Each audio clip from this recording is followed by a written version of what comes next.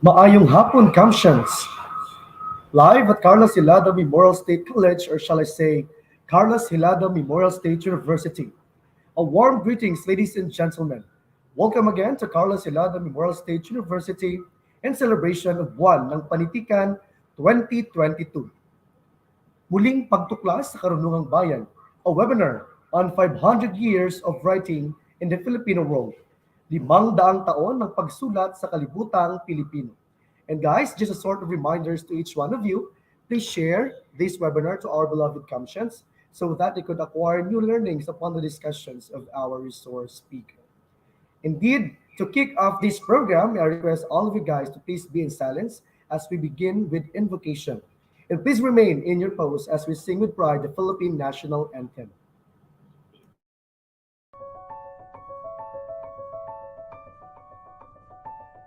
A prayer for our earth. All-powerful God, you are present in the whole universe and in the smallest of your creatures. You embrace with your tenderness all that exists. Pour out upon us the power of your love, that we may protect life and beauty. Fill us with peace, that we may live as brothers and sisters, harming no one. O God of the poor, help us to rescue the abandoned and forgotten of this earth, so precious in your eyes. Bring healing to our lives, that we may protect the world and not prey on it, that we may sow beauty, not pollution and destruction. Touch the hearts of those who look only for gain at the expense of the poor and the earth. Teach us to discover the worth of each thing, to be filled with awe and contemplation, to recognize that we are profoundly united with every creature as we journey towards your infinite light. We thank you for being with us each day. Encourage us, we pray, in our struggle for justice, love, and peace.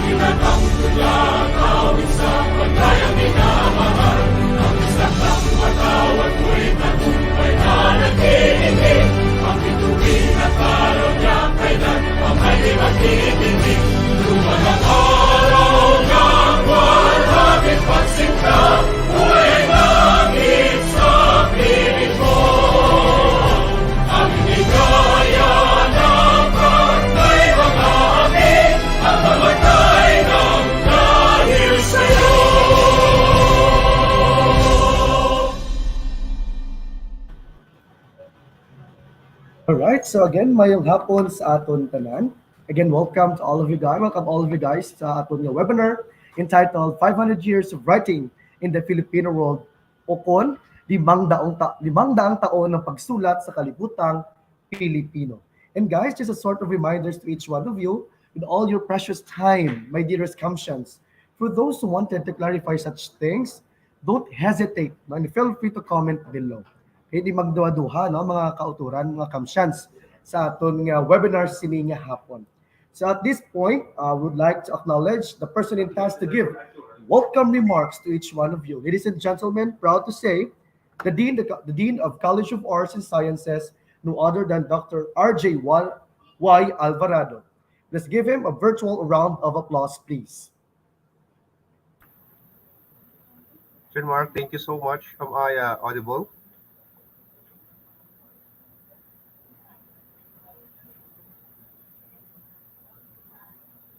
Yes, sir. May I know if am I audible, John? Yes, sir. All right. To the administrators, faculty and staff, and students of Carlos Hilado Memorial State University, and all distinguished participants, ladies and gentlemen, a pleasant afternoon. I am pleased to welcome you to this webinar on the 500 years of writing the Filipino world in line with the celebration of the National Literature Month or Buwan ng Panitikan. The month of April is National Literature Month, in the Philippines by virtue of Proclamation number 968 series of 2015. According to William Shakespeare, literature is a comprehensive essence of the intellectual life of a nation. Literature provides a window for national development, and it presents situations, interactions, and even oppositions and suggests a wide range of values and attitudes. This talk on the 500 years of writing the Filipino world means understanding our oral traditions and remembering pioneering storytellers and the many languages that make up the Philippine literature. I believe that by participating in this webinar, we are in the right place and the right time and may contribute to our nation building and national development.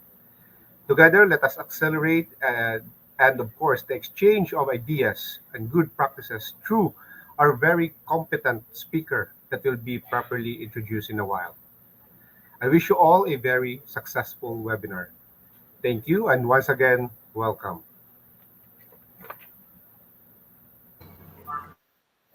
Thank you so much, sir. Madam, maraming salamat, sir, for that insightful message and as well as warm welcome remarks to each one of us.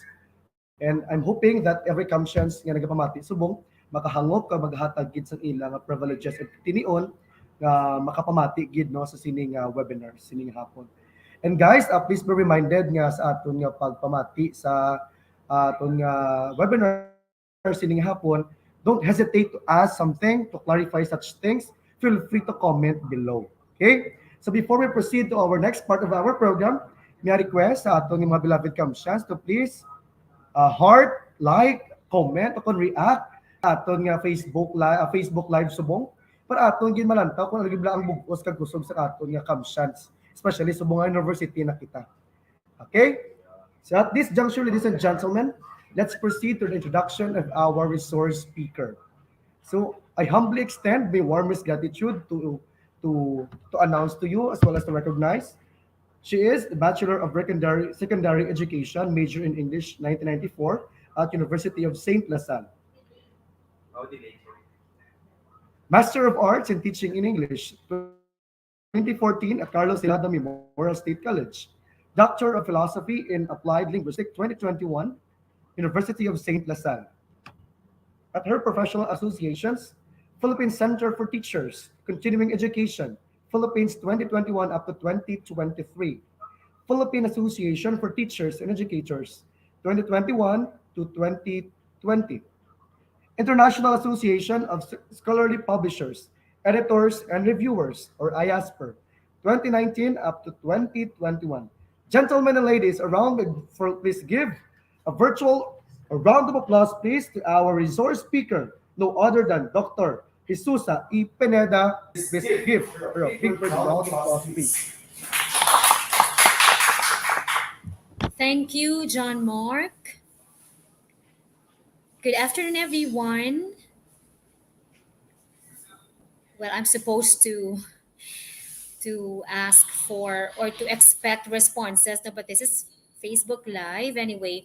Before I proceed to my talk, which is titled 500 Years of Writing the Filipino World, which is the theme for this year's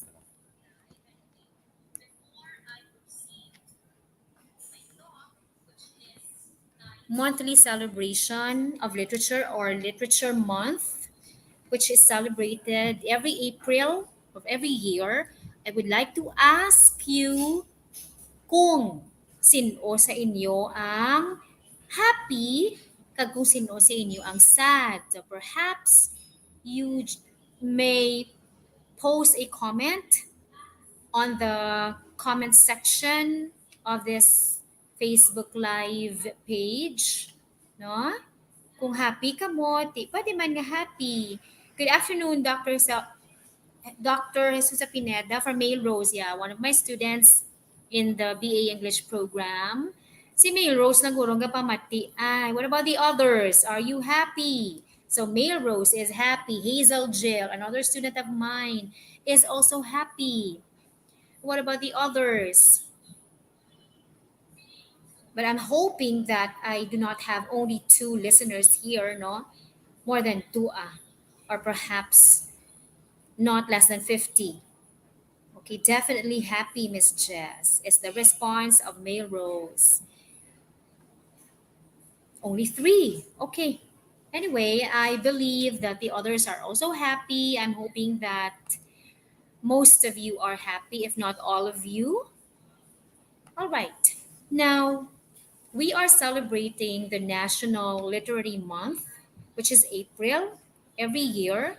And we have been celebrating 500 years of writing the Filipino world since last year. And we continue to discover our folklore.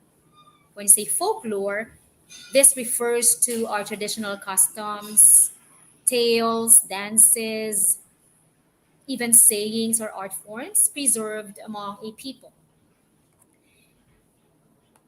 Now, the theme again of this year's celebration of the Literature Month is 500 years of writing the Filipino world.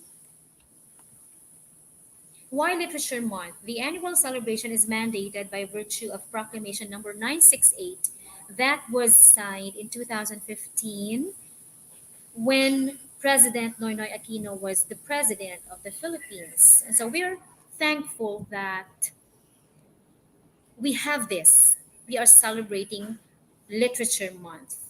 Why? Because literature is the collective memories of a civilization. Literature is the collective memories of the Filipino civilization, according to our national artist for literature, Rolando Estinio. And he wrote this in 1975. The very reason for celebrating National Literature Month 2022 is to reminisce and recollect the memories of our race, no? It's really nice if we indulge in enjoyable recollection of the past. And this is according to Dr. Michael Coroza, a staff member of the National Commission for Culture and the Arts. Why 500 years? The celebration, first of all, coincides with the quincentenary or the 500 years of the introduction of Christianity in the Philippines. Remember, the Spaniards came to the Philippines in 1521. Or maybe the Spaniards are believed to have reached or come to the Philippines in 1521. So from 1521 to 2021, or between 1521 and 2021, 1521 and 2021 is 500 years. The theme, 500 Years of Writing the Filipino World, commenced last year and continues to be part of this year's celebration. According to the National Book Development Board, or the NBDB, 500 years of writing the Filipino world means understanding our oral traditions and remembering and honoring pioneering storytellers in the many languages that make up Philippine literature. We have learned to love the literatures of the world, but first of all, above all else, we have to love our Philippine literature. That's why this afternoon's topic is all about our very own literature, the Philippine literature. Now, I asked you before I started talking about the theme whether you were happy or you are happy or sad. Well, and I said that I believe that most of you, if not all of you, are happy because it's really nice if you're happy. You know? Proverbs 17:22 says, "A merry heart doeth good like a medicine, but a broken spirit trieth the bones." Another is by Helen Keller. Many persons have a wrong idea of what constitutes true happiness. It is not attained through self gratification or satisfaction of one's own desires. It is not attained through self gratification, but through fidelity to a worthy purpose. As students, for example, you are studying very well, if not very hard, because you have a purpose. Now, if you believe that your purpose or you are doing everything you can to achieve your educational goals, then your purpose is worthy. Then you will be happy. Albert Schweitzer said, success is not the key to happiness. Happiness is the key to success. If you love what you're doing, you will be successful. So these are just a few of the quotations or verses that we can find about happiness, but when if and when we take these verses to heart, it's really possible for us to be happy most of the time, if not all of the time. Now, I gathered answers or responses to the question, why do I study literature? And I found these responses on the internet. Student 1 says, no matter how straightforward a story may seem, the search for something deeper within it leads to all kinds of insights that, while perhaps not in line with the author's original intent, who knows what the author's intent is, teach you more about the world and the different ways people use language. The theory also, according to student one, the theory taught alongside literature in combination with this analysis gives you the power or perspective that is so essential to finding contentment and peace in communication with people who are different from you in a way that is unique to the study of literature. To write, you have to read, and to really read, you have to think, criticize, doubt, wonder, and stand amazed by words on the page. Student 2 says, I study literature because I believe there is power in stories. Literature is both intensely personal as well as a communal experience. I love examining how words, sentences, characters, plot lines, or the plot per se, and tropes reveal who we are as humans. Humanity is a complicated thing and requires an infinite amount of words to describe and analyze. That's the joy of studying literature. There is always a new reality to discover. Student 3 says, as I understand it, those feelings are not uncommon. The difference for me, though, as compared to some other people I know, is that I grew out of them. I started really looking at rhetorical devices or those devices that are used by an author to convince a reader to believe what he is trying to impart or share, and the use of language. I started to see that although it still was not science, it was art, and art is the greatest expression of that which is human. However, that is not my greatest concern. Most of all, my goal is to learn as much as I can about the human condition and what it really means to be human in all aspects. The chance to read and write is something that everyone should be able to experience. Literature in all forms is everywhere in today's society, and with this idea, it is clear just how important it is.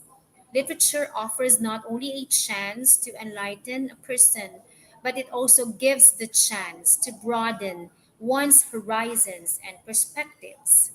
Student 4 says, studying literature and observing personal reactions to the literature can make one more aware of his or her own values. Student 5 says, literature is a way in which we can capture and interpret what has happened and is happening to us personally and to the world as a whole. An entire culture exists in the written word. So imagine that an entire culture exists in the written word, documenting the collective thoughts of everyone who cared to share them with the world. Therefore, I believe that for one to truly be a part of human society, it is critical that one take part in the evolution and self realization that is literature, even if only in the reading aspect. Writing, however, carries a grave importance, as literature simply would not exist in the accessible form it does without written word. And for that reason, I believe all who can write should, and many more reasons that each of us should study literature. Now, these are the takeaways from the responses that students have given to the question, why study literature? The first one is literature teaches us more about the world and the different ways people use language. Next, literature helps us find contentment and peace in communication with people who are different from us.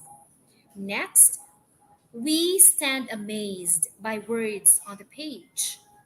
There is power in stories, and we cannot deny that, no? Because the lessons that stories impart can help an individual change for the better.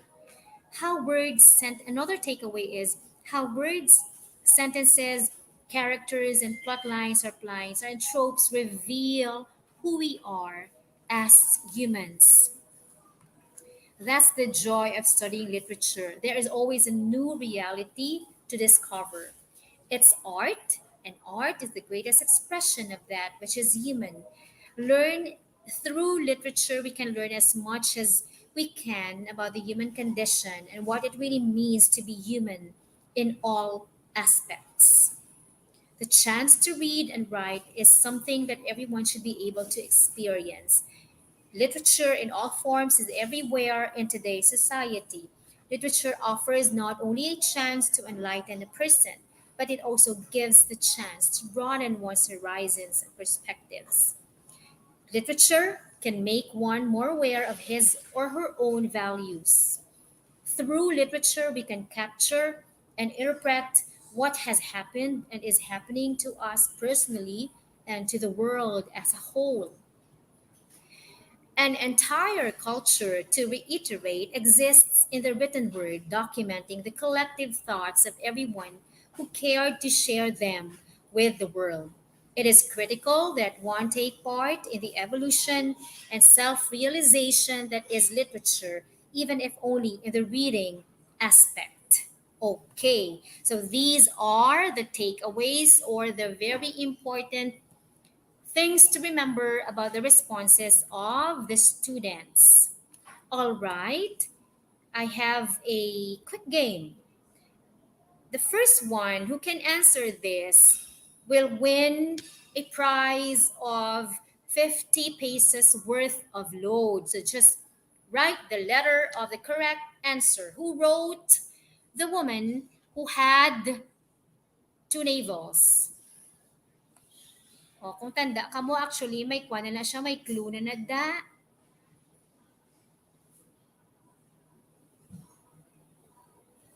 I am still not seeing an answer. Perhaps none of you. Yeah, the first one is Male Rose. It's B. Nick Joaquin. Congratulations, Male Rose. I'll just communicate with you with regard to your prize, Male Rose, ha? Friends man taa sa messenger. Okay, ara na siya sa libro actually, Nick Joaquin. So I just wanted to know sino ang dasig-dasig mag-type. Okay, so the first winner is Mel Rose Castro, one of my students, a fourth year BA English student. Okay, The Woman Who Had Two Navels is a 1961 novel by Nick Joaquin, a national artist for literature and leading English language writer from the Philippines. And his work is considered a classic in Philippine literature. Why two navels? Ano gani ang navel? Kung sa Ilonggo, ano na siya, pusod. Another word for navel is belly button. Okay. What is the meaning of two navels? An obvious meaning of the two navels was Connie's, one of the characters in the story, inheritance of a dual identity, her being a child of two worlds, of Spanish culture and American culture. So the two navels represent both the Spanish culture and the American culture. The diversity and richness of Philippine literature evolved side by side with the cultures or the country's history. In other words, we cannot separate history and literature because they go hand in hand, they work together. And this can best be appreciated in the context of the country's pre colonial cultural traditions and the socio political histories of its colonial and contemporary traditions. Now, the Philippine literature. The average Filipinos and familiarity with this indigenous literature, when say indigenous, it means native, was largely due to what has been impressed upon him that his country was discovered and hence Philippine history started only in 1521, which is not true because before the Spaniards came to the Philippines, we already had our own indigenous literature. So successful were the efforts of colonialists to blot out the memory of the country's largely oral past that present day Filipino writers, artists, and journalists are trying to correct this inequity by recognizing the country's wealth of ethnic traditions and disseminating them in schools and in the mass media. So we cannot do away with the fact that the colonists, the Philippines colonists before blotted out our memory of our indigenous literature. However, Filipino writers, artists, and journalists are doing their best for our indigenous literature or literary works to be recognized. The rousing or the inspiring nationalistic pride in the 1960s and 1970s also helped bring about this change of attitude among a new breed of Filipinos concerned about the Filipino identity. Now, another game. Fill in the blank, Dead Blank by Paz Marquez Benitez. So, what is the next word after dead? You may write the word on the comments page. Dead Blank by Paz Marquez Benitez. Another 50 pesos worth of load from me, which will be given tomorrow. Oh, it's Mail Rose again. Dead Stars by Paz Marquez Benitez. May Rose, congratulations again. So you have 100 pesos worth of load na. Okay, and the theme of Dead Stars by Paz Marquez Benitez, one of our wonderful Filipino writers, is earthly happiness or pleasure is not authentic or is not genuine because it's just earthly happiness. No? Now, the next one is who is the protagonist in the Agni, which is an epic story of the Ilocano people from the Ilocos region of the Philippines. Who is the protagonist in Biag ni Lamang? Anybody who can give the answer first? We'll have another 50. We'll also have 50 pesos. Oh, John Paul, Juaniza Lopez. It's Lamang, of course, because the protagonist, the star of this epic story is Lamang. Congratulations, John Paul. I'll communicate with you later. All right, congratulations to the winners. Now, I painstakingly looked for a published study actually that can give us extensive information about the traditions in Philippine literature and history. And I found one by Michael and Kiros, which he published which was published in 2019. Now, Philippine literature and Philippine history cannot be separated. No? Webbing the two themes together is made possible by the correspondence between the country's historical periods and literary traditions. So these are pre-colonial or native and Islamic, colonial, which consists of the Spanish and American periods, and the post-colonial, which consists of the nationalist period. So again, we cannot separate Philippine literature and Philippine history. And to understand Philippine literature, we have to also discover what transpired during the pre-colonial, colonial, and post-colonial eras that influenced our literature. Literature is like a looking glass through which the whole cultural history of the nation that produced it comes into focus. According to Northrop, literature is like a looking glass. It's also possible to see the cultural history of the nation by looking through that imagination, which is the language and realm of literature. Although not exactly history, literature can be viewed as history insofar as it embodies or encompasses the consciousness or awareness of people about things that surround them and reflects their society and culture. So literature is not exactly history, but it can be perceived or viewed as history because it encompasses the awareness of people at a specific period of time, and it reflects the society, culture, and people. Here are seven books that explore the interplay between technology and humanity. Okay, so I'm now talking about the possibility that a writer can write about technology and humanity.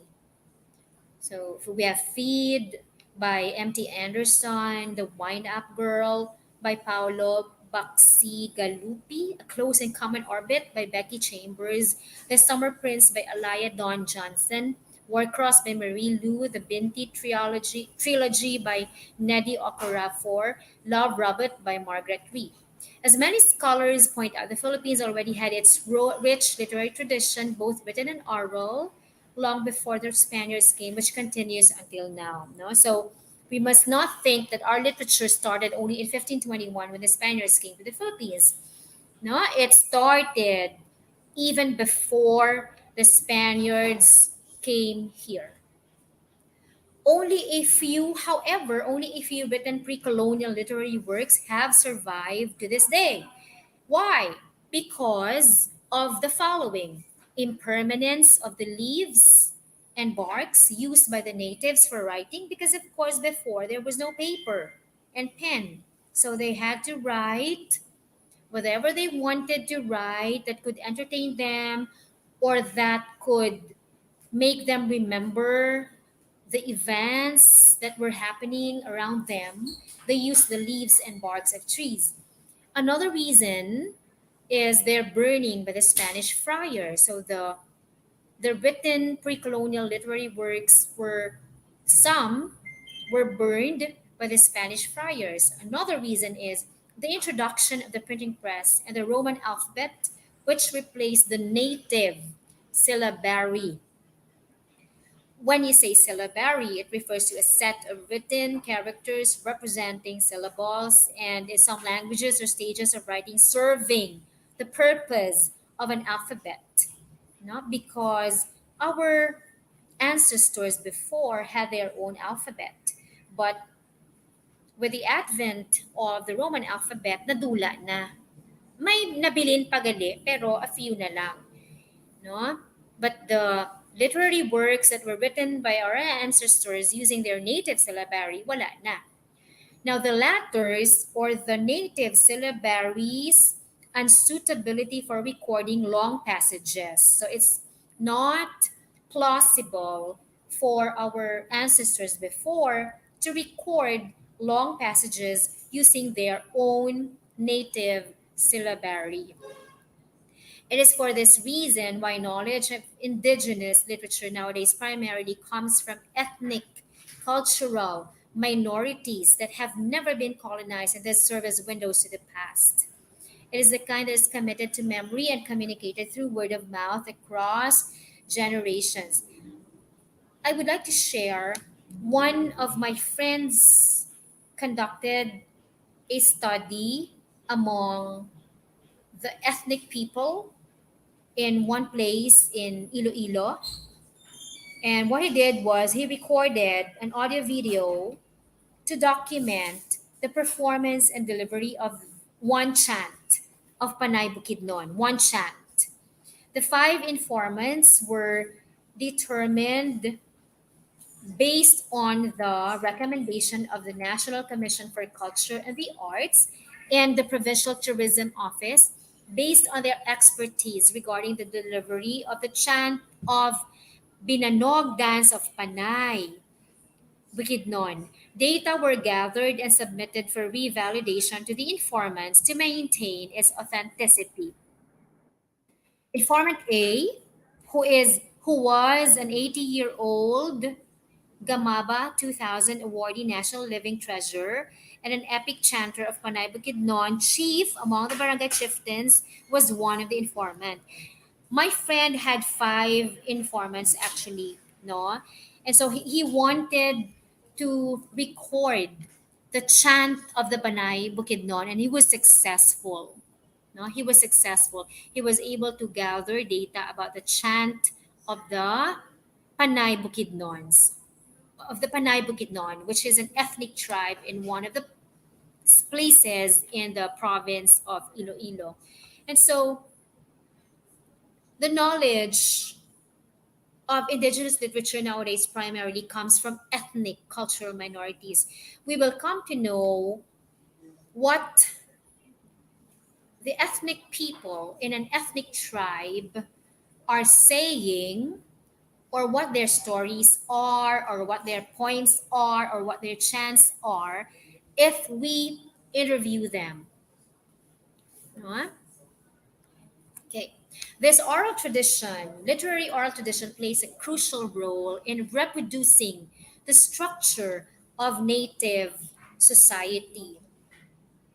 It serves to teach the young members of the tribe about the values, history, worldview, as well as the legitimations for the authority of their rulers. Now, however, I have known from a friend that not everything about the literature of a specific ethnic tribe is shared, no? But at least if the ethnic tribe members are sharing their poems perhaps or stories perhaps, then we can gain knowledge from what their literature, from their type of literature that we can also study. Because oral literature is intimately linked with music, dance, ritual, and drama, which are performed in rhythmically repetitive patterns. It's easy to pick up and remember. That's why when you students, for example, study, it's recommended that you make a song out of what you're memorizing because you will easily memorize it if you're singing it. No, that's just a tip so that it will be easier for you to memorize a text. For example, epics that praise heroes or one's ancestors are composed to be sung during funerals, feasts, and work when the whole community is present. For the most part, these lyrical poems are sung as part of religious rituals which show the different cycles of nature or in dramatization of the acts of gods. Now we know that in the past our ancestors would sing their poems during events like feasts, funerals, or even work. No, that's why we have the Magtani May Di Biro, Maghapong Nakayuko, no, and many other songs that are sung by our fellow Filipinos when they work or while they are working. This is yet another feature of native oral literature which explains why it has lasted longer than its written counterpart. It's meant to be done, practiced, or performed. narrated, sung, and danced, not so much to be recorded. No, well, at present, because of technology, we can already record our poems, the poems that we compose, no, or the short stories that we write.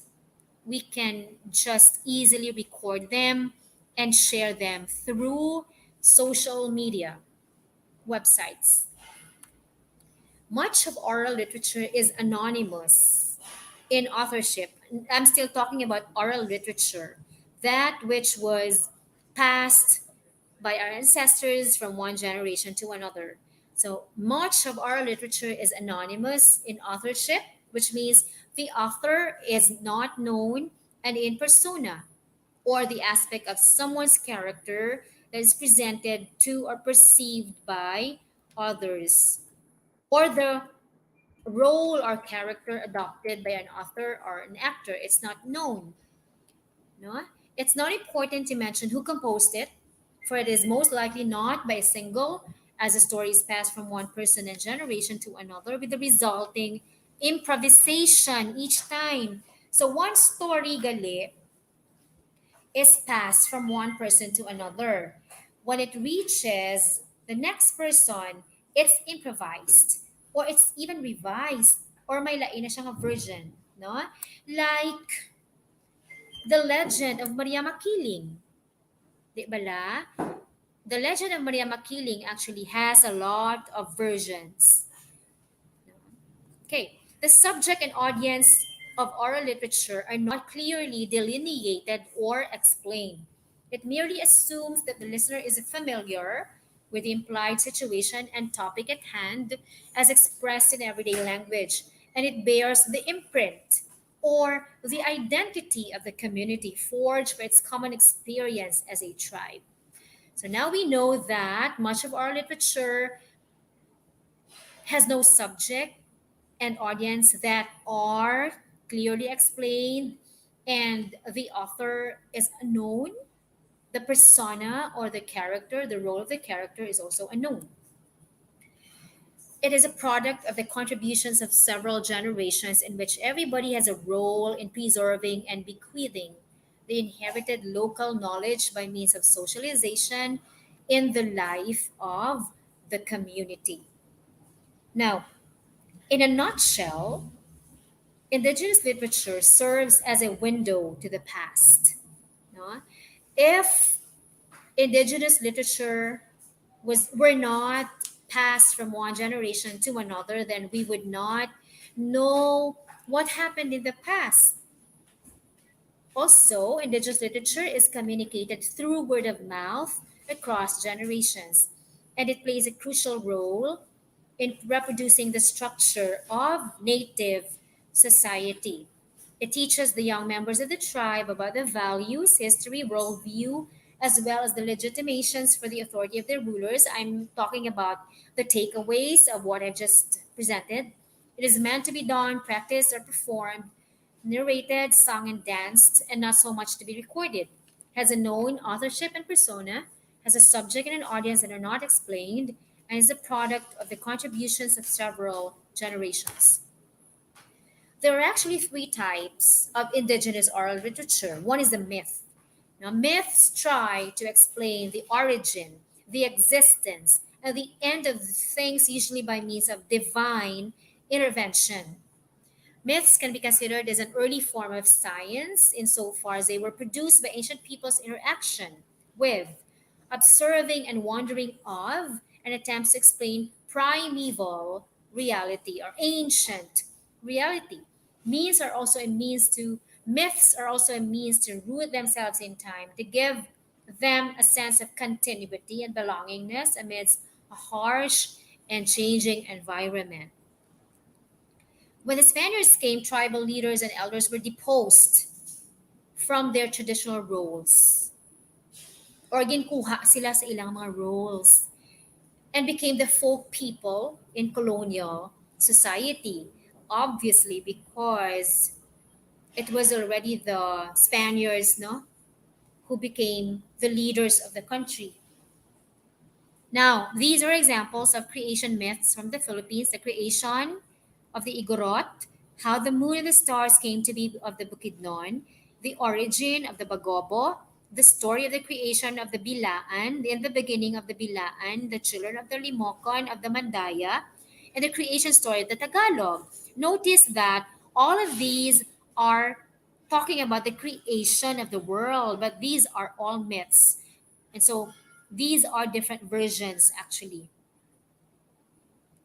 Now, although some of them were eventually co opted by the colonial government to constitute a new class of petty local rulers to aid in the pacification and administration of the natives, they continued to pass on. The second type of oral literature consists of the legends and epics about the traditional heroes who serve as role models for the young. However, unlike myths, the themes of these legends and epics, which are heroic stories, reflected the values and beliefs of this emerging class of new rulers, underscoring the growing difference from and influence over the native population as a result of the onset of colonization. The following are examples of indigenous legends in the Philippines: the children of the Limokon, the sun and the moon, how the moon and the stars came to be, the flood story, origin, creation story, by the Diwata, Tiboli, and the creation story of the Balaan. And the Philippine epics, the Agyu of the Ilianon in Mindanao, Hudhud in Aliguyon, Ni Aliguyon, Ifugao, Kudaman, Palawan, Lumalindao Gadang Epic, the Epic of Labaw Dongon of the Sulod people of Central Panay, and the Epic of Nalandangan, Matabagga searches for the deity of the wind of the Talaandig people of Central Bukidnon. And the third kind of indigenous literature are the folk stories created by the masses, and these stories contain their feelings, outlook, and aspirations in life. And by the way, the key difference between folktale and legend is that while folk tales are stories that are passed down from one generation to another, legends are truly inspired from historical events. Okay? So almost always a legend is talking about historical events. No? Examples of Philippine folktales by Mabel Cole, who wrote a book about Philippine folktales, are the following: by the group of Tinguian or Tinguyan, a tribe, an ethnic tribe, Aponi-Bolinayan and the Sun, Aponi-Bulunayan, Gawi-Gawen of Adasten, the story of Gayoma who lives up above, and the story of Dumalawi. Another set of folk tales, folk stories from the Igorot are the creation, the flood story, Lumawig on earth, how the first head was taken, and the serpent eagle.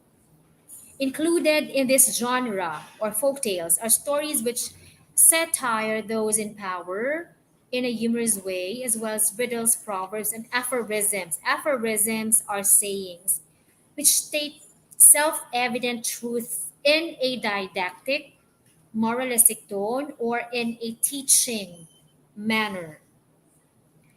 They all serve to impart the collective wisdom of the community in order to ensure its orderly functioning and reproduction. Now, so even before our colonizers came to the Philippines, the Filipinos already had their riddles, proverbs, and aphorisms or sayings that they believed would impart wisdom to the community. All right, this is the first pre-colonial Islamic tradition. In the 13th century, Islam reached and spread to the southern part of the Philippines from the Middle East by way of Malacca, Malaysia. It is also claimed that the Spaniards did not come, had the Spaniards not come, the whole archipelago would have been Islamized, no? So if the Spaniards did not come to the Philippines, perhaps the Philippines, the whole Philippines would have been Muslims na, no? Would have been embracing Islam.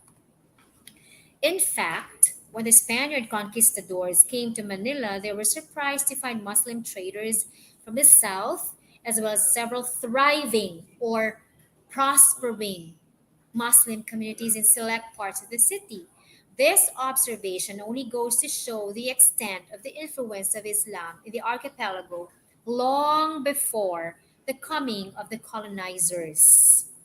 Due to their long history of engaging in religious battles and of being discriminated in predominantly Christian countries, Muslims are quite antagonistic and defensive towards peoples of other religions.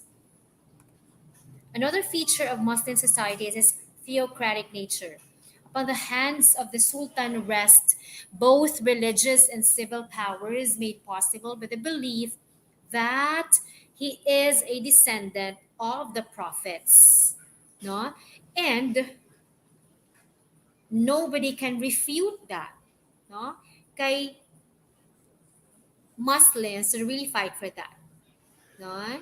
This in turn forms the basis of his right to rule and of the privileges he enjoys because he believes that he is a descendant of the prophets. Furthermore, Muslims place great value on their honor and reputation. How I wish everybody places value on his or her honor and reputation, no, as Muslims do. This kind of thinking is embodied in a code of conduct called maratabat that lays down certain norms or standards and expectations on how people should deal with one another based on their position in society. This is very good, no?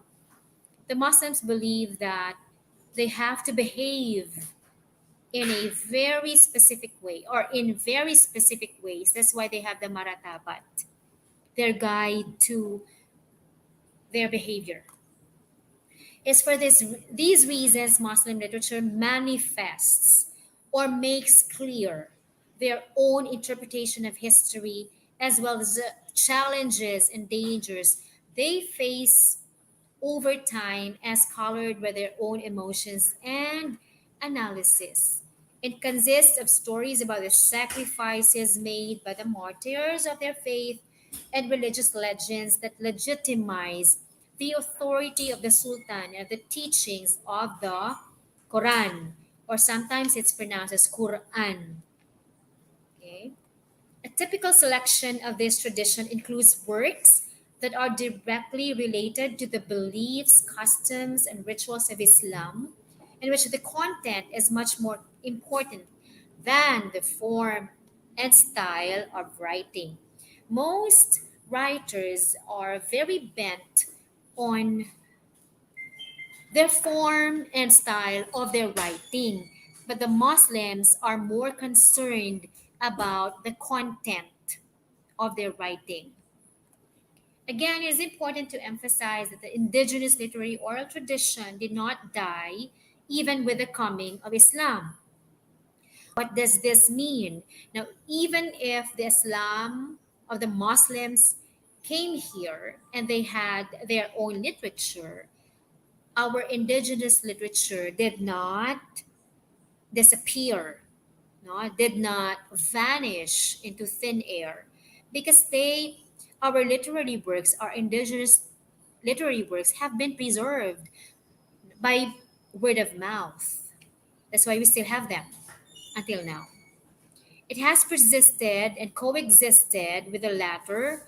What does it here mean or refer to which does the pronoun it here refer? It refers to our indigenous literature.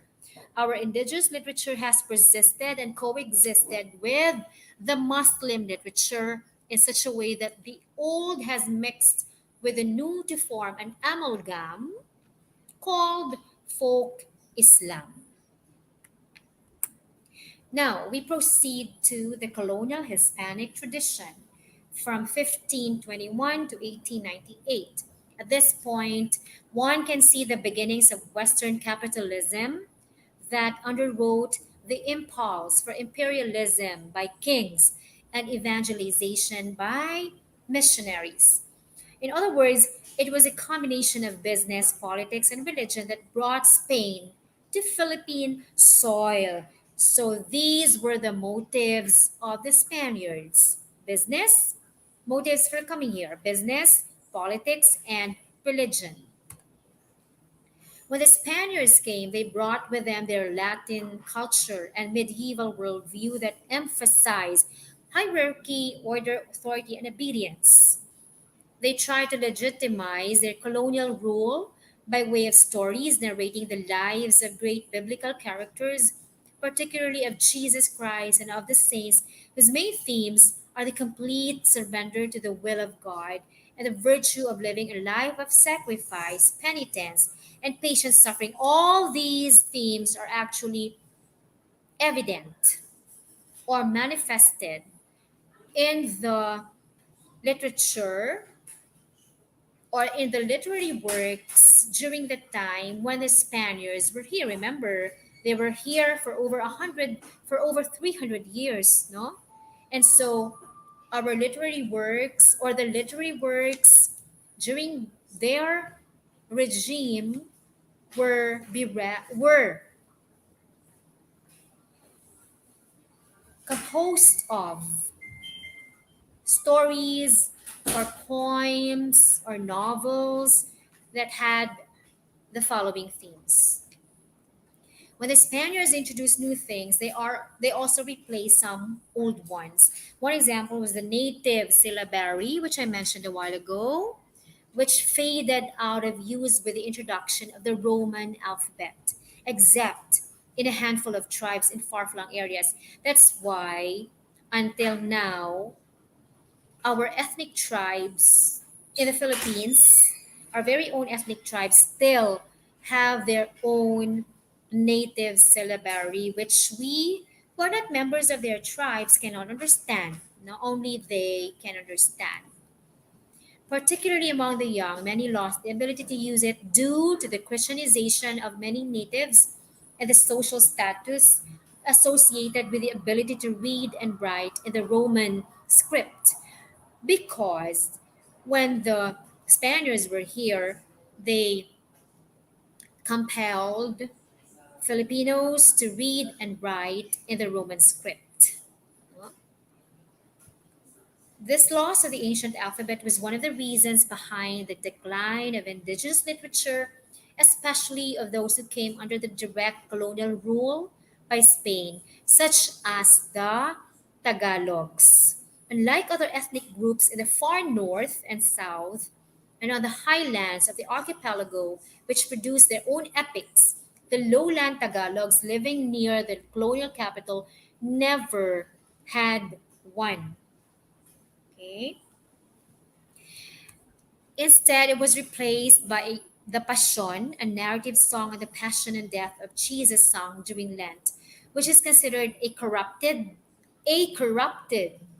note that, form of epic or merely an extended song on the heroic acts of religious personalities. Remember, the Spaniards are Catholics and they have lots of saints, and so which represent religious personalities. Some of the new literary forms which the Spaniards introduced other than the Passion were lyrical songs and poems, the Comedia, a play on Christians versus Muslims, dramas, the Sinaculo or Passion Play, the Zarzuela, a musical play, the sermon, the novel, and the essay. Many of these had religious themes and were moralistic in tone. In addition, they also borrowed their subject style and form from Spanish works which mirrored the institutions, events, people, and customs of medieval Europe. For instance, concurrent with the religious poems of the missionaries, balladeers, and local poets giving praise to God and the saints, Tagalog poetry also dealt with topics concerning tragic romance, feudalism, and chivalry, which are also evident in medieval European literature, which catered to the changing taste for secular poetry by the emerging middle class. Over time, these important forms of literature had been Filipinized and became part of the native tradition. Stories that were originally meant to be read or narrated were sung and even performed. Okay. Aside from religious poetry, there were various kinds of prose narratives written to prescribe proper decorum. So the Spaniards were really serious about advancing or fostering proper decorum. Like the Passion, these prose narratives were also used for proselytization. Some forms are dialogo or the dialogue, manual de urbanidad or conduct book, ejemplo or exemplum, and tratado, or maybe that's how we should treat people. The most well-known are Modesto de Castro's pagsusulatan ng dalawang binibini na si Urbana at si Feliza. I'm hoping that you're familiar with this one. It's a correspondence, pagsusulatan is correspondence in English, between the two maidens, Urbana and Feliza, in 1864, and Joaquin Tuason's Ang Bagong Robinson, The New Robinson, in 1879, an adaptation of Daniel Defoe's novel. Secular works appeared alongside historical and economic changes, the emergence of an opulent or wealthy or rich class in the middle class who could avail of a European education. This Filipino elite could now read printed works that used to be the exclusive domain of the missionaries. So the literary works that were read only by the Spanish missionaries were already read by the Filipino elite. The most notable of the secular lyrics follow the conventions of a romantic tradition: the languishing but loyal lover, the elusive, often heartless beloved, the rival. These are the themes. The leading, even now or today, if we if you sing a song, no, you will notice that the theme is about a loyal lover, about the elusive lover, or about the heartless beloved, or about the rival. No? So wala gini siya yung nadula nga themes. The leading poets were Jose Corazon de Jesus, or better known as, during his time, Husang Sisiu and Francisco Balagtas. Some secular poets who wrote in this same tradition were Leona Florentino, Jacinto Cavili, Isabelo de los Reyes, and Rafael Gandioco. Another popular secular poetry is the metrical romance, the awit and corrido in Tagalog. I'm hoping that also familiar with these metrical romances or types of secular poetry. The awit is set in dolica syllabic quatrains, while the corrido is in octosyllabic quatrains. These are colorful tales of chivalry from European sources made for singing and chanting, such as Gonzalo de Cordoba or Gonzalo of Cordoba and Ibong Adarna, Adarna Bird, which is being taught in the high school. There are numerous metrical romances in Tagalog, Bicol, Ilonggo, Pampanga, Ilocano, and Pangasinan. The awit as a popular poetic genre reached new heights in Balagtas, Florante at Laura, around or circa 1838 and 1861, the most famous of the country's metrical romances, and is also being taught in high school. Next era is the colonial American tradition, which transpired between 1898, no, from 1898 to 1946. With the coming of the Americans, the social distinction among Filipinos acquired a new dimension. Whereas before it occurred along the fault lines of religion, this time it was by way of education and participation in public administration. Now, because the Americans brought public education to the Philippines, and they, of course, taught us English. The opportunities the Spaniards denied them or the Filipinos before in the political, economic, and social spheres were precisely what Americans gave, partly as a matter of principle and partly to win the natives to their side. Now, in the early decades of American occupation, Philippine literature is very much alive and full of creativity.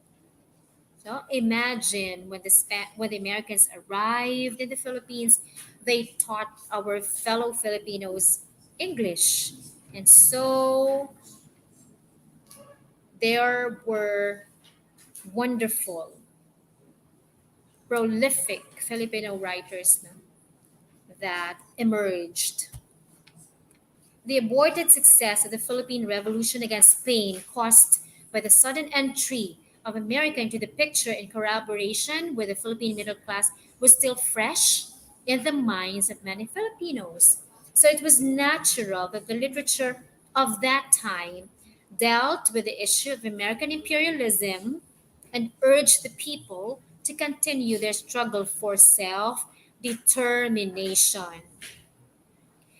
Why? Because we were colonized with the Spaniards for more than 300 years. And so it was not easy to forget that. That's why Filipinos were determined, no, to gain democracy, which the Americans, little by little, gave us, afforded us. Writers of this period drew their inspiration from the writings of the propagandists and of the revolutionaries, praising and repeating the patriotic and humanist ideals of the revolution.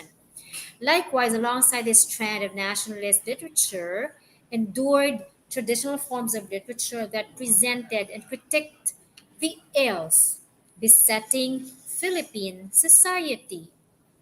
That's why during the time of Dr. Sarizal, he wrote the two books, Noli Me Tangere and El Filibusterismo, to expose the ills that beset the Philippine society. An example is the Filipino adaptation of the Spanish musical play called Zarzuela, which showed the pitiful condition of the Philippines under the new colonial regime. Siguro during the time of the Spaniards, the zarzuela was played, but it did not expose the pitiful condition of the Philippines. Instead, it perhaps showed how the Spaniards needed to be praised or needed to be followed. Meanwhile, the local dailies and magazines read by ordinary people, especially in the countryside, poems, novels, and dramas on romance and on everyday human interest topics were still very much widespread in the literary form of the earlier Spanish tradition. Public speaking and debate as another form of literature was also born during that time. In what used to be privilege reserved to the middle class, the public educational system established by the Americans gave many Filipinos the chance to go to school. And we should be thankful for this, no? Because of the Americans, we were able to gain access to free public education. Not only did the literacy rate increase dramatically, but also a new intelligentsia, which represented a broader spectrum of social classes and sectors, was born in the universities. Remember, during the time of the Spaniards, we had the ilustrados, or those who were said to be intelligent. Sila na siya ang daw may say sa una sa society. No? But during the time of the Americans, everybody could be an ilustrado, okay? Or everybody could have a chance to be intelligent. With English becoming the official language of instruction and government and the opening of opportunities to study in America for Filipino scholars, the Filipino intellectual became much more cosmopolitan and Americanized. No? In the 1940s, it was not that difficult for every Filipino to go to America. No, that's why a lot of Filipinos have been living in America for the longest time, for a long time. No, maybe because the Americans really wanted us to be educated the way they were, no? In their universities. In the university classrooms of literature was born a new generation of writers in English trained in the Anglo American tradition. From them came the modernist influence in Philippine literature, while branding themselves as rebels with the cause of making a new start by breaking away from all kinds of traditional literature that preceded them, particularly with a native Spanish lyrical tradition that was meant to be performed. Because when the Americans came here, every Filipino writer was free to write whatever he wanted to write about. He broke free actually from the native Spanish lyrical tradition of writing. As a result, fewer and fewer writers wrote about national independence, a theme which was almost forgotten in the heyday of the occupation.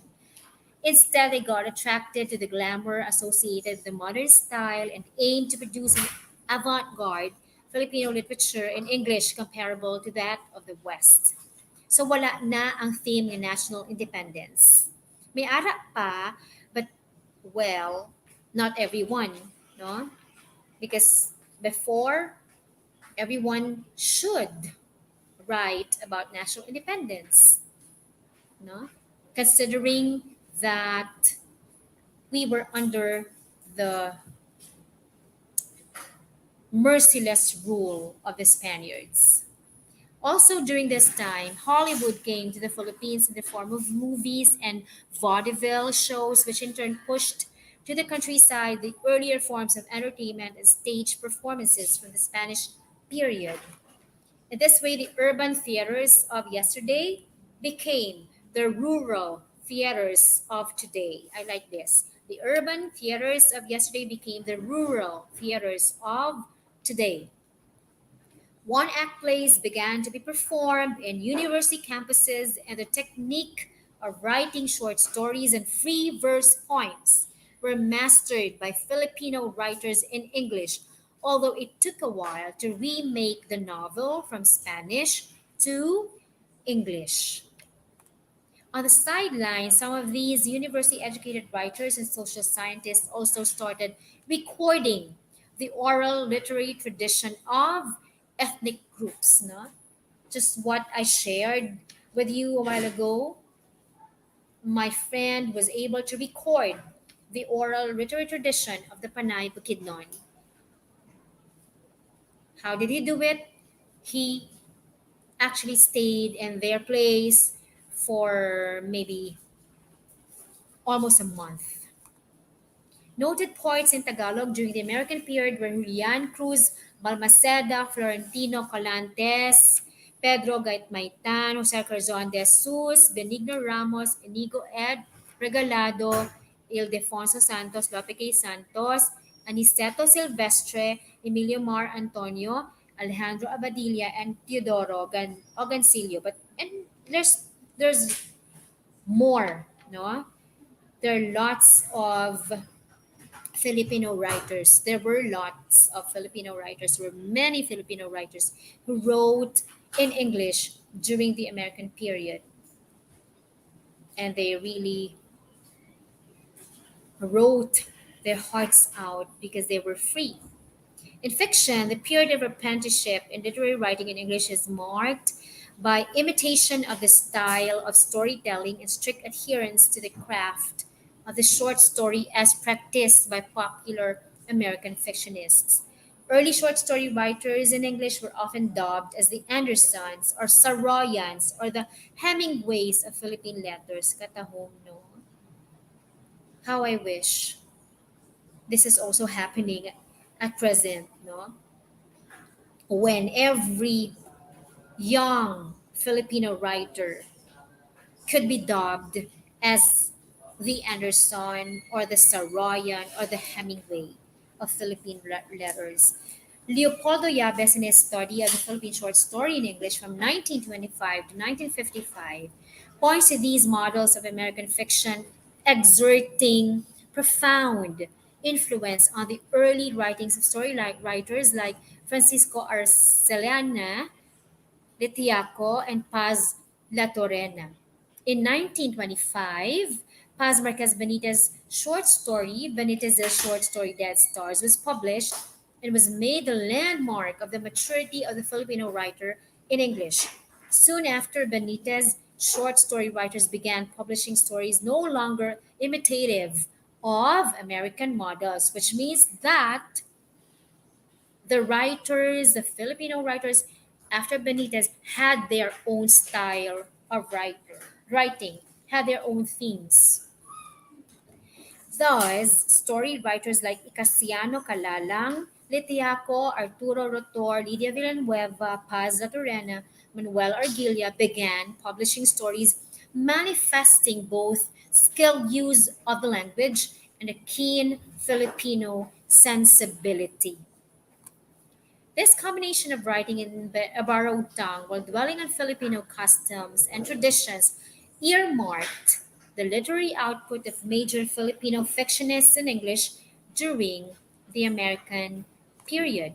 Thus, the major novels of the period, such as The Filipino Rebel, this is a title of one major novel by Maximo Calao, a popular Filipino writer, and his native soil by Juan Sila are discourses on cultural identity, nationhood, and being Filipino done in the English language. Because before, during the Spanish regime, these themes were also evident in the literary works of the Filipinos, but they were written in Spanish.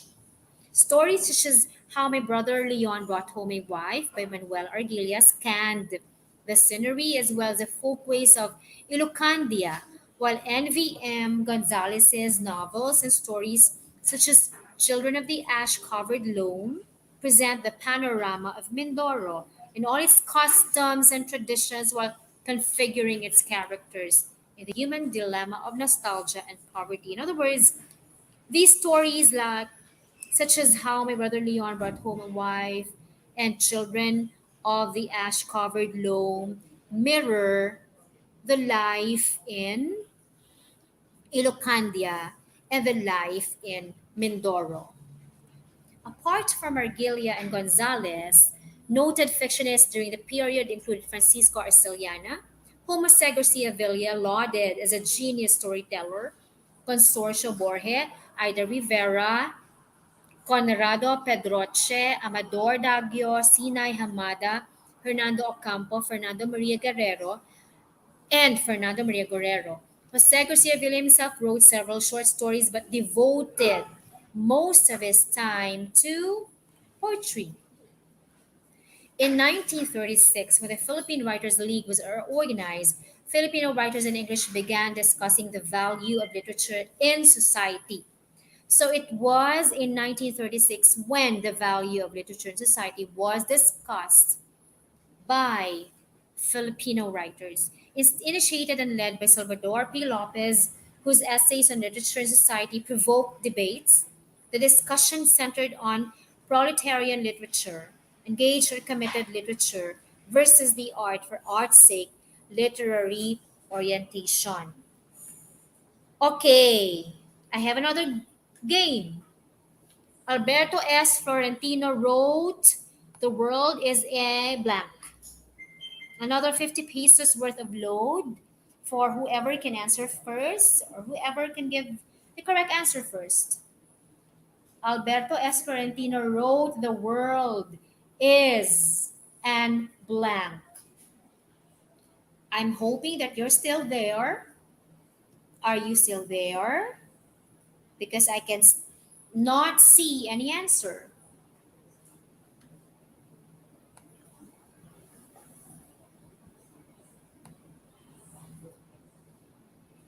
Nobody is still answering. Is my connection okay?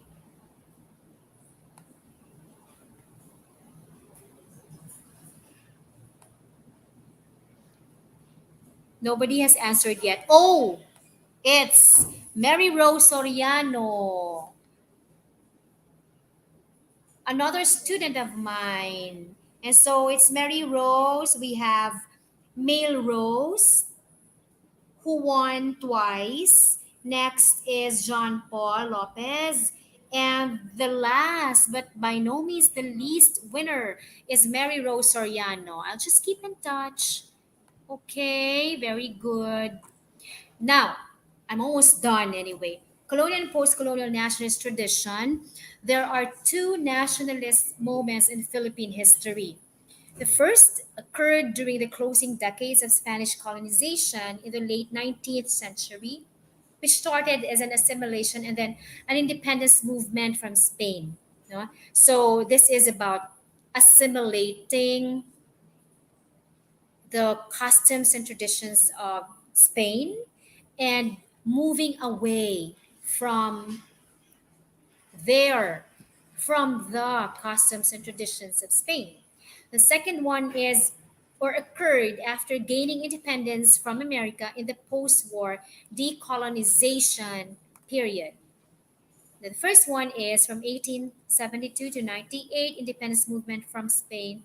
The birth of Philippine nationalism from 1872 was the result of a long history of abusive and inept practices of the Spanish colonial government and of the church and of the racial discrimination of Filipinos by the Spaniards. And we know this. From them, as well as from the influx of books containing liberal ideas, the Filipinos got to know the progressive and revolutionary changes happening in Europe, which they use in turn to critique friars' abuses and the corruption of government leaders to advocate for social change. And of course, because of the literary works that were written, for example, by our national hero, Dr. Sir Rizal, namely Noring Mitangere and El Filibusterismo, nakabugtaw na ang aton nga mga fellow Filipinos. And so they also got a chance to read books that prompted them to critique the friars' abuses and the corruption of the Spanish government. It's only natural then that the literature of this time reflected the interests, aspirations, and thoughts of its writers, who were mostly propagandists and revolutionaries. The most important representative works of this tradition were, as I mentioned, the two political novels by Sir Rizal, the Philippine national hero, who, aside from describing the Moors and mode of living by the natives, also vividly or clearly portrayed the social cancer afflicting Filipino or the Philippine society at that time. According to Lumbrera, for the first time, not only was the novel transformed to an instrument of social critique, but also realism as a literary concept was employed in Philippine literature. This time, the social realities of the here and now could no longer be ignored and largely determined the content of what was written. You know? The Filipinos became determined to write about their independence. The essay, which, like the novel, came from Spain, was another literary genre that was very much harnessed and developed in the fight for reforms and freedom. Now we know that the essay came from Spain. It was used by both propagandists and revolutionaries to clarify national issues, to refute or pakigbatuan the racist stereotypes hurled by the friars against the Filipino natives, and to espouse or support liberal ideas as a means to promote social progress while fighting all forms of reaction. They also wrote satirical essays that parodied the preachings of the friars, who for them symbolize oppression, conservatism, and fanaticism. Or say satirical essays Satirical essays contain humor to expose, for example, the wrongdoings of a politician, in this case, the friars. The revolutionaries were mostly from the lower plebeian classes, however, expounded on the universal principles of a free democratic republic based on equality, brotherhood, freedom, dignity, and human rights. They wrote with a moralistic tone, teaching on what should be the ideal and the proper conduct of each member of the revolutionary movement, and thus indirectly imply the decadence of and the need to change actual society. And because every Filipino was bent about, or every Filipino took to heart gaining independence. Okay, they had a lot, no? They had a lot. They went through a lot of tribulations during the Spanish regime. What was more, the revolutionaries also began to write from Spanish into the vernacular. This meant that not only did the writers change, but so did their intended audience and goal. That's why we also have our Visayan literature. No, there's also the Bicolanon literature or the Bicol literature, or every region in the country actually has its own literature. In the aftermath of the failure of the reform movement, the propagandists were replaced by or became revolutionaries themselves. They were no longer speaking to the Spanish authorities, but to the Filipino masses in preparation for armed struggle to restore the dignity of the people.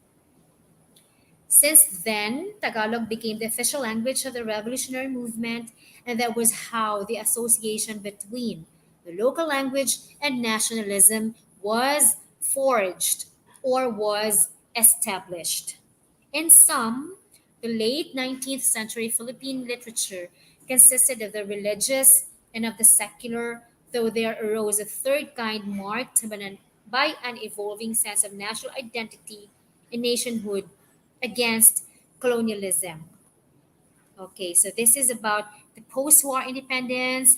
It was at this point the second wave of nationalism was born. Okay, its objective was to conscientize and to organize the oppressed masses against the exploitation of the upper classes.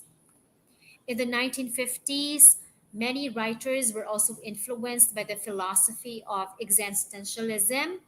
Existentialism brought about by the climate of pessimism or negative thinking that pervaded the post war period. Naturally, if one has gone through a war, he will not have positive thoughts yet, no? That's why we can say there was a cloud of pessimism after the war. Many theatrical performances, for instance, had as their theme the lack of hope and the absurdity of life, which only showed the low morale felt by many as regards the grim future of the country. Imagine what could have been the feelings of our fellow Filipinos after the war. And so they wrote about lack of hope and in life and absurdity of life, no? About the grim future, etc.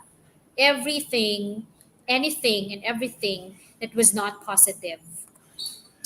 Such change in orientation could be seen in how their writing began to combine modernist elements with native material. So, modern material plus native material, and the use of both Filipino and English due to the inherent inadequacy of the latter language to express, latter refers to the Filipino language to express national aspirations and historical themes, no? Because not every Filipino can write very well in Filipino. Even students nowadays have a hard time or are having a hard time understanding Filipino or writing in Filipino or reading Filipino texts. No? That's why we use English. Albeit modernism had indeed blossomed in Philippine literature, it could never ignore nor outweigh the realities of Philippine society. The decade of the 1960s witnessed the militant demonstrations, rallies, and mass action by student activists who concluded that the country was saddled with the four problems of feudalism, imperialism, bureaucratic capitalism, and fascism, which of course were evident or practiced during the American period. What used to be the church during Spanish times and the classroom during the American period, the school of this new generation, 1960s, were the streets where they acquired and practiced their knowledge because they had demonstrations or rallies, no? Or mass actions. In literature, after finally getting over their identity crisis, many writers focus their attention on how to end America's neo colonial control of the country in collaboration with the Philippine ruling class. Their former interest in modernist themes, and style of writing was now replaced with ideology and the subject of imperialism. Many more young writers wrote in Filipino than in English in order to be understood by a wider readership, particularly by the Filipino masses. If you have had a chance to read stories or novels or poems written by Filipino writers when the Americans were here, it seems nga you have to read the story or the novel, the poem many times for you to understand kay do ka budlay gid sa vocabulary nga ginausar. That's why maybe because they realize that because writers realize that even if their literary works were superb, were of high quality, or were worth reading, they had to write in the Filipino language so that every Filipino would understand what they wanted to make the readers understand or what they wanted to impart. It became necessary and fashionable for them to write about national issues as a sign of their nationalist commitment in protest of the unjust social structures that they lived in. In the case of literature, any work that is made in the Philippines or about the Philippines, written in Filipino or in a foreign language, either by a Filipino or by a foreigner at home or abroad, who has identified himself or herself with the country, can be considered as belonging to the whole world of Philippine literature. So, any of us who writes about whatever theme we would prefer, no, is made in the Philippines. It's about the Philippines.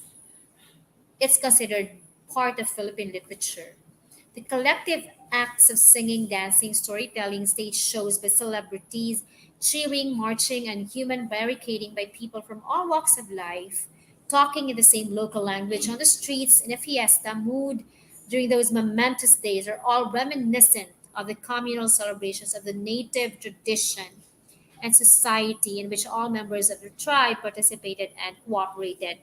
That's why we're so thankful that until now, the literary works of our ancestors are still being felt, no? Are still being read, are still being performed in fiestas, in events here in the Philippines. And so it's not that difficult for each one of us to remember the literary works or the writings of our ancestors because until now we get to have access to them through events. For such is the genius of the Filipino that however he plays out these traditions and vice versa, they are the source of her strength as much as his or her weakness, versatility and parochialism, joy and sorrow, victory as well as agony.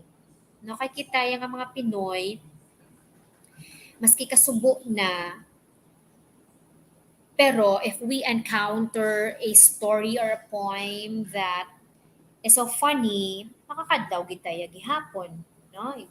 Well, because we are resilient, no? The Filipino is resilient. Okay, I'm done. And so I would like to thank all of you for participating in this afternoon's webinar titled 500 Years of Writing the Filipino World. Thank you and God bless us all. To all the winners, I'll keep in touch with you. Okay? Thank you and God bless us all. All right, so indeed, thank you so much, Doc Pineda, for that fruitful ideas, a neat and firm approach to our beloved conscience, which they're able to enlighten and widen their comprehension about different literatures from local and international. So, with all your precious time, my dearest Kamshan, for those who wanted to clarify such things, don't hesitate and feel free to comment below. So, at this point, Miss, let's proceed to the open forum section. We will allow somebody to take the virtual floor. Just type your questions in our comment box. If you seek for clarification, more things to explain, and well-expounded explanations, feel free again to ask. Just type your answer or just type your questions rather below.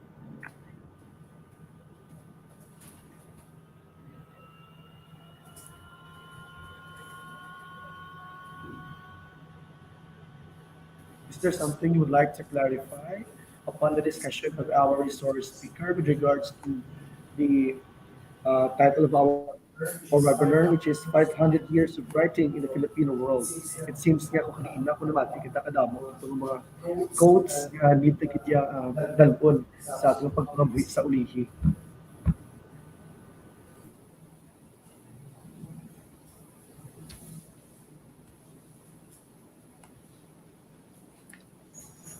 All right, so it seems that nobody like to ask questions, and I assume that all of you guys are able to understand kung ano man sa aton na ginhatag, kung ano man sa extend no, sa expertise sa aton resource person sa inyong hapon.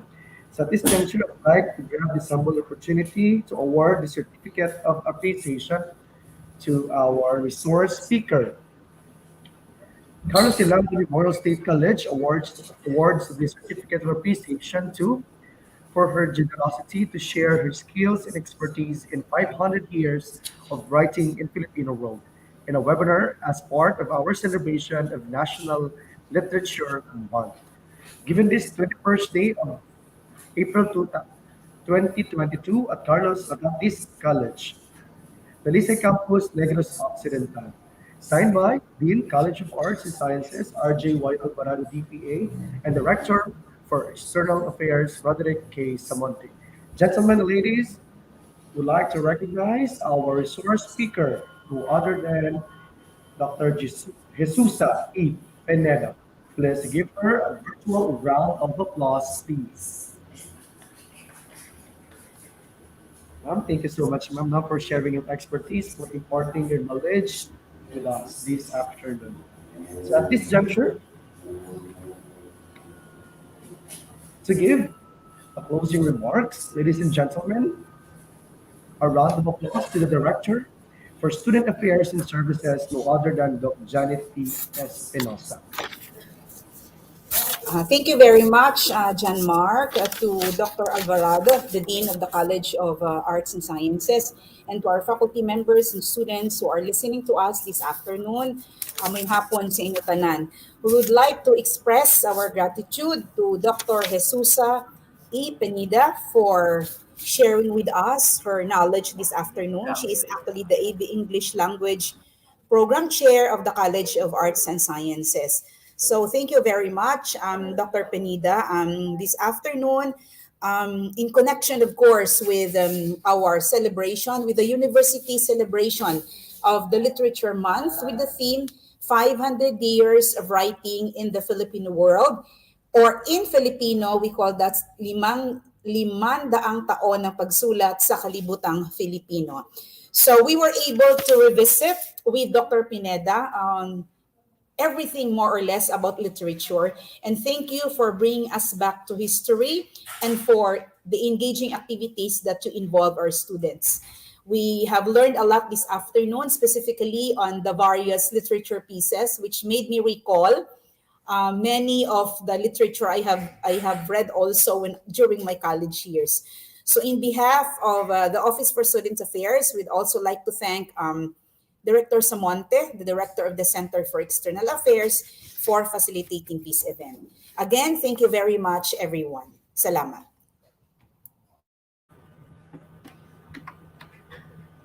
All right, so a round of virtual applause again to the Director for Student Affairs and Services, Director Janet E. Espinosa.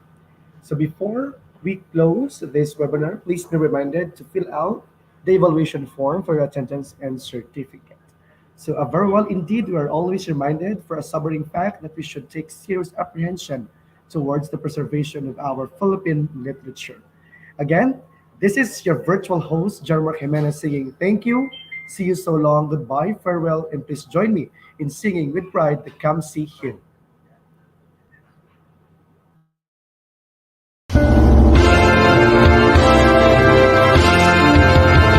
Always from skies we stand and hope, with hope reside as it does falls tears